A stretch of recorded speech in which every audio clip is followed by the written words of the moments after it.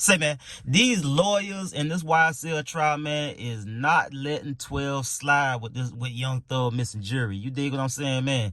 These folks getting these cops on the stand, man, and warming them up, buttering them up, and then issuing a full-scale interrogation about the protocol for how you deal with evidence, how you package it, how you label it, and where it go at. You dig what I'm saying? And one of the officers, a brother, had to be a brother, looked like he on the stand wearing what looks like to be some of Young Thug missing jury. You dig what I'm saying? Let's get to the content.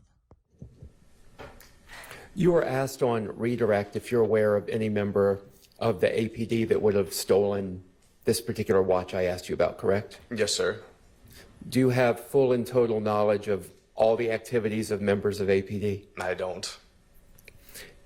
If this particular watch, this Richard Mille watch, ceramic watch, is present in a photograph from Jeffrey Williams' home and it is no longer present in property right now, could anything have happened to that watch other than it have been stolen or lost?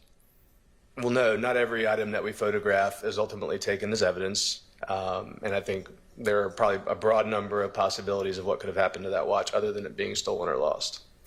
Is it the practice of your office to leave behind a $500,000 watch when you're seizing jewelry? I don't know that I can answer that as far as practices go. I have no idea the value of this watch that we're discussing, so I'm woefully uneducated as far as that goes.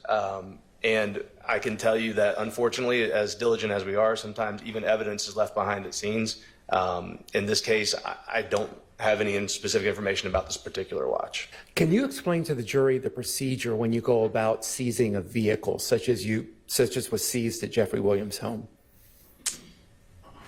As far as the procedure, we would call a tow truck to come and tow that vehicle to another location.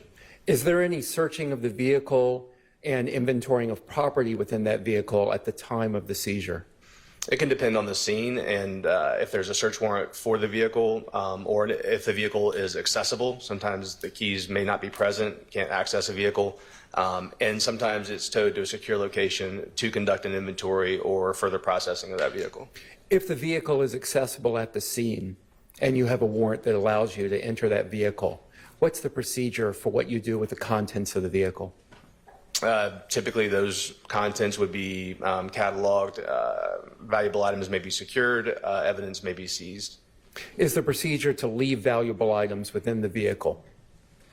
Not typically, and again, that could be case dependent if the vehicle is going to be removed to another secure location for further processing. Okay, thank you. I have no further questions.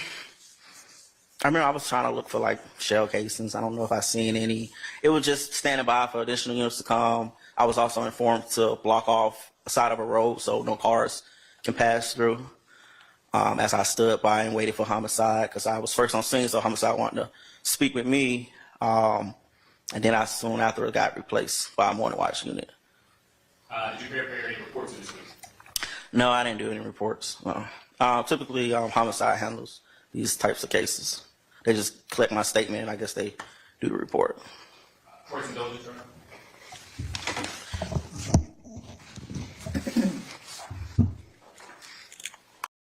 This nigga sitting here looking nervous like he got something to hide, rubbing his hands together like he Birdman.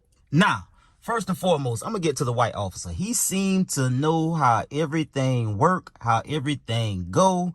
He seemed to know the complete protocol for how you handle evidence when it comes to guns, when it comes to bullets, when it comes to duffel bags, when it comes to money, when it comes to anything else.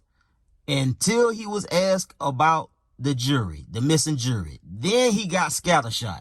Oh, well, you know, sometimes it get left behind. You know, sometimes, evidence get left behind in a car, or, oh, such and such can happen, or this can happen, or that can happen. But he seems to know exactly where all the drugs, how all the drugs was labeled and handled and took into evidence. He seemed to have been clear about all of the guns, where they was located at, what kind of gun it was. You dig what I'm saying? The bullets, the duffel bag, a beanie cap, everything. He knew how everything was packaged and labeled, and he knew and was familiar with everything that they found and got at Young Thug house, except when it came to the jury. Now, for the black officer, I don't know if that is a real Richard Milley, but it damn sure looked like one.